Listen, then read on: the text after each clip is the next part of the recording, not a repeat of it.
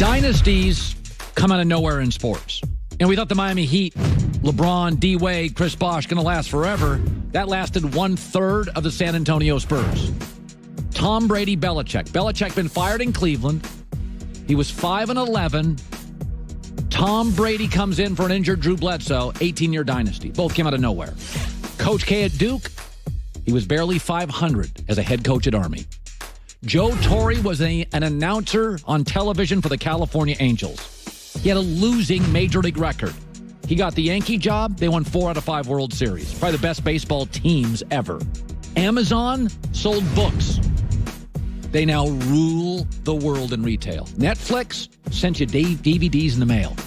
They're the #1 disruptor in American television history. Pete Carroll was considered a joke hire at USC. Dabo Swinney was a wide receiver coach at Clemson. Dynasties come from nowhere. You're like, I don't The Indianapolis Colts at the start of next year will be on a 10-year dynasty. The Indianapolis Colts have the best young general manager in football, a star quarterback now on a very reasonable contract, 9 draft picks. Van Der Esch is not the best young linebacker in football. Darius Leonard of the Colts, a rookie, led all players in tackles by a wide margin. Their offensive line is the best young offensive line in football. Andrew Luck went 11-5, 11-5, 11-5 with no support. Since week 6 to 7, he finally got healthy. Here it comes. You better beat them this weekend. You better beat them this weekend, because I'm telling you, New England's reign, Brady's not getting younger, and Pittsburgh's dysfunctional. Watch out. Here it comes.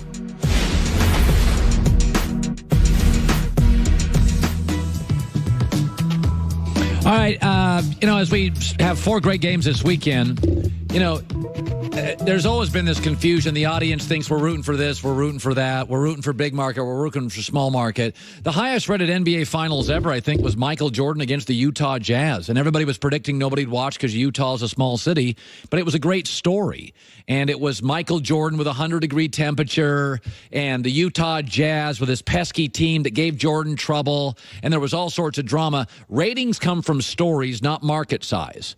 Okay, that's the reality of it, is that Boston and the Patriots, this has been a dynasty. Alabama is a dynasty. It's not always big markets that control sports or get the ratings. It's the best stories. So the Utah Jazz Michael Jordan finals was the highest-rated finals of all time. Michael had played Barkley and the Suns. And you'd think that would be a huge rating because Barkley was a star. That was a little Utah Jazz. And so this weekend, if it was up to me, that I was rooting for the best stories, because the best stories mean I'll get better ratings, the numbers inflate, more people watch our show, we can build a bigger staff. We're rooting for the most interesting stuff to happen. So when you get up Monday morning, you're like, yeah, let's just see what Joy and Colin have to say. That's what we're rooting for. We're rooting for interesting. So let's go through all 4 games. What would be the most interesting outcome? Kansas City at Indianapolis.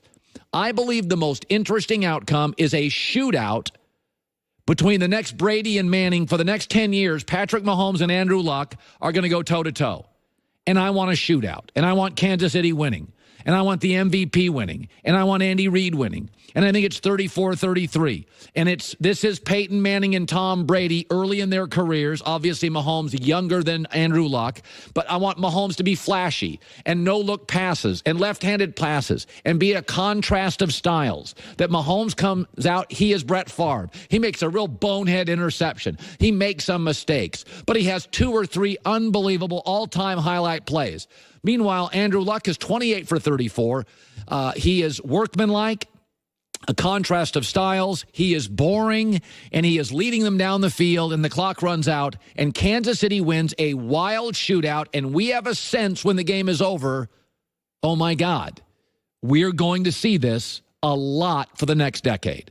A Kansas City narrow win in a shootout gets everybody fired up, because we know the Chiefs are going to be around for a while. And we know the Colts with 9 draft picks on top of this and $100 million, they're going to be really good starting next year. But this one we give to Kansas City, and then they go back and forth. Okay, Dallas and the Rams. What's the most interesting outcome, Dallas and the Rams? Dallas upsets the Rams, and Dak is not good. Zeke runs for 150. The Cowboy defense is great. And Dak Prescott struggles. And for the next 4 months, 6 months, 9 months, what do we do with Dak? We're winning the division. We're winning playoff games. He's Alex Smith. What are we going to do if we pay him? And by the way, the glitzy Rams give me all sorts of stories. Sean McVay, 0-2, both at home, in the playoffs, both as a heavy favorite. And the shiny new techie toy, it doesn't really work in January. And Sean McVay is maybe a little more style than substance. I don't believe that to be true. But Kansas City in a shootout winning, Dak playing poorly and the Cowboys winning and getting to the NFC Championship. And an equally big story is the Rams are a lot of glitz, and they paid for all these big stars, and it ain't working, brother. And all those teams that picked off that Sean McVay tree are going to be a little concerned. How about New England Chargers? We said this yesterday. The Chargers don't beat New England. They beat them 33-14. Tom Brady is overwhelmed, sacked 6 times. The Chargers have better players.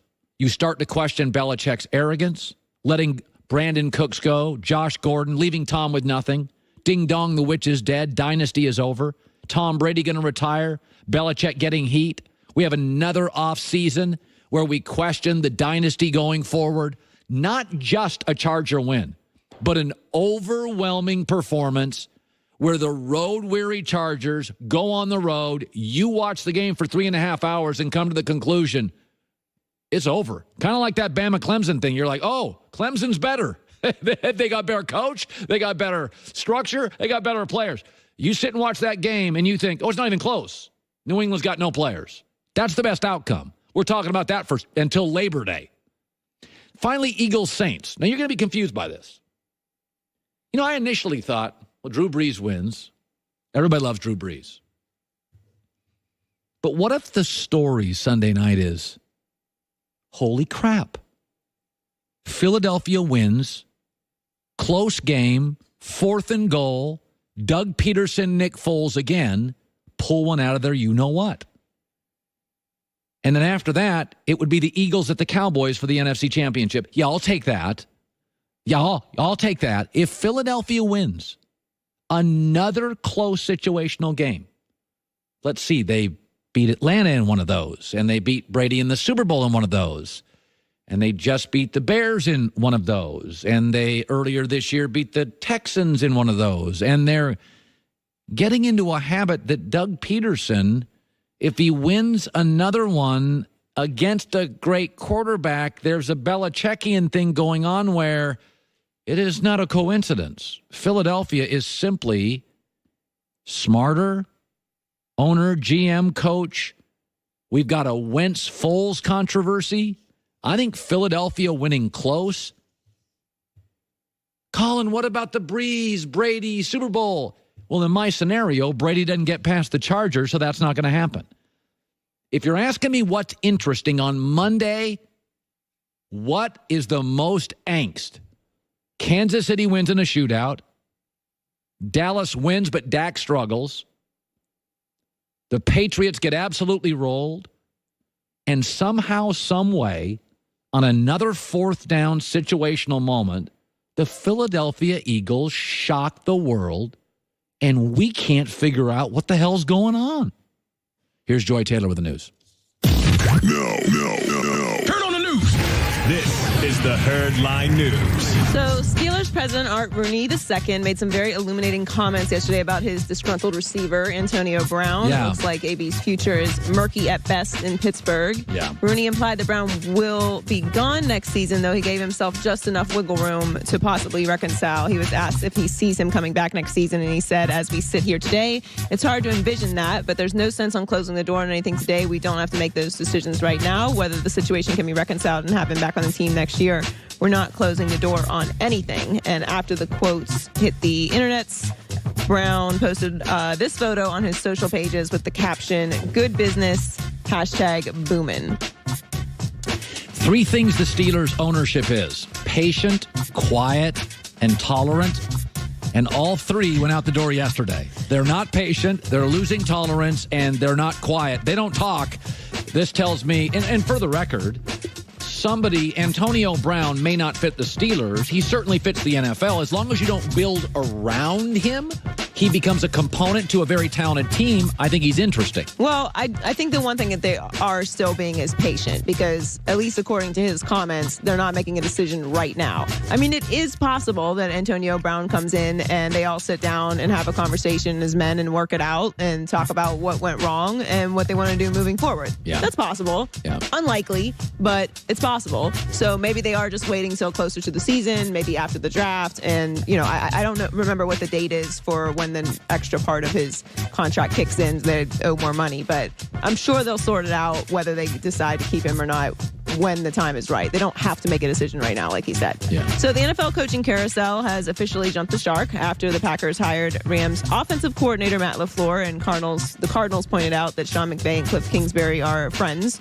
in their press release. The Bengals are now planning to hire McVay's quarterback coach to be their next head coach. Nothing can be confirmed until the Rams are no longer in the playoffs, obviously, but multiple reports are pointing to Zach Taylor becoming the next head coach of the Bengals this offseason. He'll be the third hire who has a connection to the Rams coach. So this is the offseason of the next Sean McVay, which we predicted was going to happen. Yeah, and it has, quickly. Yes. And yesterday, McVay himself spoke about this phenomenon. I think really what it is more than anything else is it's a reflection of our organizational success over the last couple years. I think it's certainly flattering. It's extremely humbling to even be mentioned in that. But I know this, the reason that, people are saying those types of things is because the Rams have had success.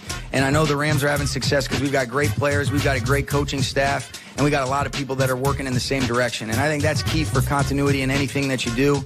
But it certainly is. It's very flattering, and it's a reflection of the Rams. It should be noted, you and I both like Sean McVay. Yeah. And I think he is really bright. I think he is the real deal. No, I think Sean's totally the real deal.